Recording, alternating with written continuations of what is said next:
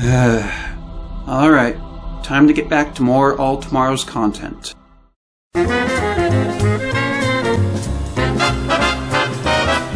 Hey, what I miss? We're one of the same. Drafter Ronan here today for another episode of Rational Saurographic.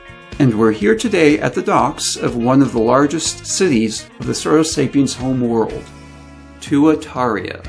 However, before entering the city, I want to take a moment to create a new body for me, or at least my wandering avatar, to better fit in when exploring the Saurosapient's world at the ground level.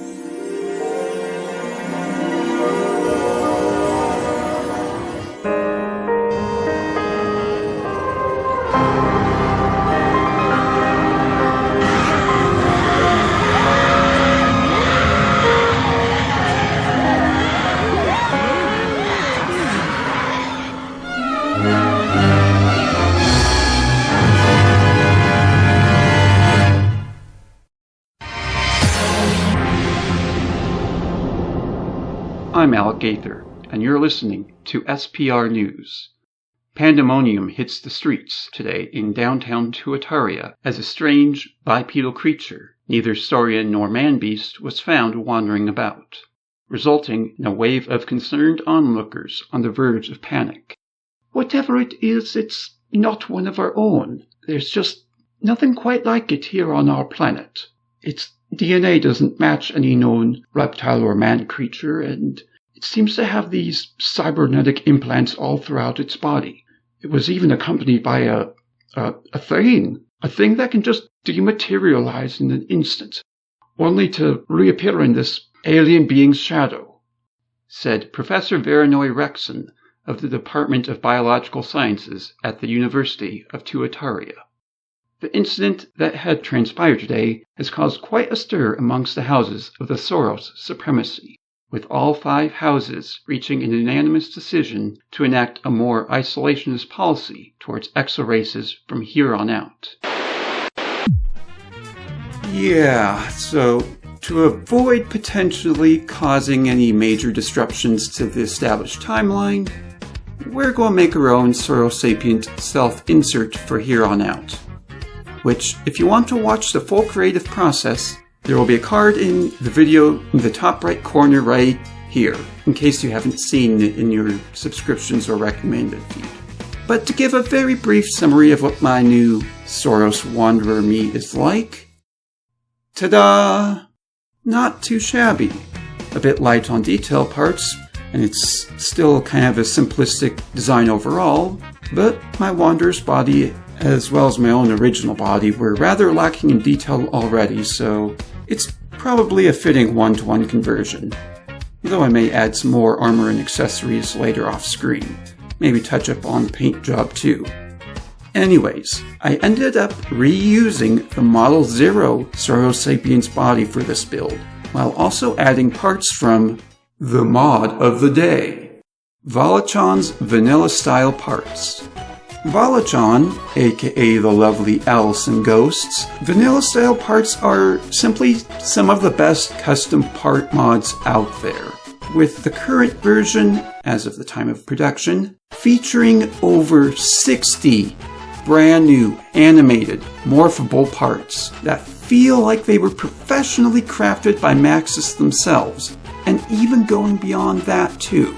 I used graspers, feet, and a detail part at the end of my tail that are all available in this mod, so if you're interested, please check this mod out for yourself. There will be a link to it in the description down below. Anyways, if you're wondering how you'll know that this Sauros Me is, well, me, you'll know me by the eyes. I think you do. Now, let's get back to the Sauros city of Tuataria. Okay, we're starting things off in an invisible box for our prep act, which would, of course, be the act where I would get the camera angled to where I want it to be, start recording, and then move into the city after a few seconds.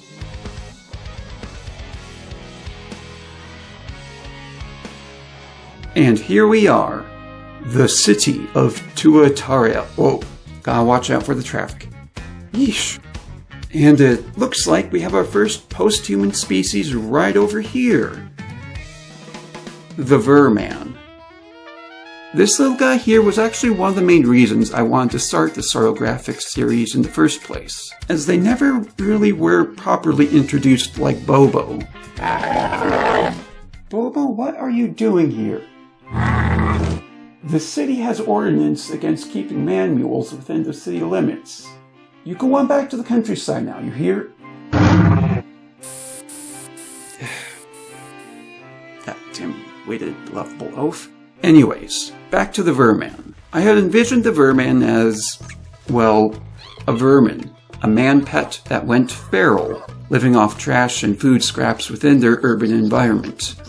Which itself is a lifestyle held by a number of real-world animals of our time, such as feral dogs, rats, foxes, and even certain types of monkeys. In fact, I'd say the vermin have taken up a role similar to that of the macaques that roam the streets of New Delhi in India, albeit a bit more dangerous to encounter. I can imagine them causing property damage towards those they feel have slighted them, or outright attacking those who get too close to them. Overall, though, he's just a believable outcome of what a feral post-human species might be like. A little gremlin that eats trash and contributes nothing to society.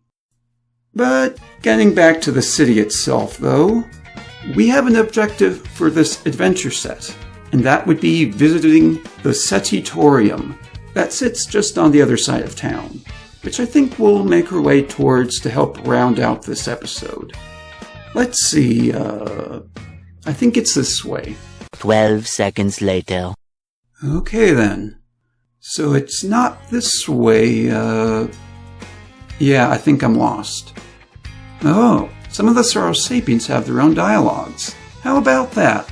Did I add that? Let's see here, geez. Can you believe that some people can be so cold-blooded? Heh. Well, that one actually was kind of clever. Anyways, maybe someone has some dialogue that can tell me where I need to go? No? Well, how about, I wonder what the missus will be having tonight. Okay, that doesn't help me at all. Wait, who are you? Have you been following me this whole time? Oh my god, she is. Can I help you with something, ma'am? Because if not, I'm just gonna go over here and... Yeah, no, she's still following me. Okay then, I have an idea. We'll go over here into these vermin's aggro range. Activate stealth and... You know, I probably could have just activated stealth mode earlier to avoid this whole mess. And it seems she's just too preoccupied with being mauled to death to keep following me anyways, so I'm just going to quietly leave her here to die while I continue trying to find my way over to the SETI-torium so we can continue this episode. Alright, looks like we wandered into the old downtown of Tuataria here, so, Oop, truck's coming. Better step off to the side here and step off to the side. Hey. Ah! Dude! What the hell, man? That guy just tried to freaking isekai me. Officer, did you just see what happened? That truck right over there tried to run me over in a hit and run. What's this guy's deal? He doesn't look quite right. Or maybe it's she. You're not listening to a word I'm saying now, are you? Well, we're still alive, so let's just move on. My sister recently became mated to this screwball Squamata's Grail fella. Real piece of work, I tell you. So much to do, and never enough hours in the day to do it all. Can someone please tell me where the SETI-torium is? Sorry, no time for chatting.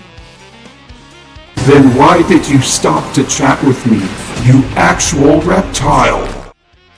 Oh, now that's just great.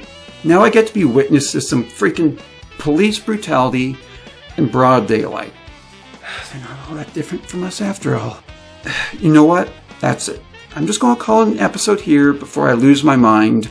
I'm going to get myself refamiliarized with the city that I built myself around 3 years ago or so, off screen. And then next time we will visit the SETI-torium, where the Saurosapients make long-distance radio contact with other post-human races, such as the snake people, whom we will see alongside a few other post-human races I've made so far, and get an idea of how the Saurosapient populace perceives these outside races, while also clearing up a bit of a misunderstanding about invisible limbs. So, if you're interested in that, be sure to subscribe and hit that little bell icon to be notified whenever I upload a new video. So, until then, stay woke.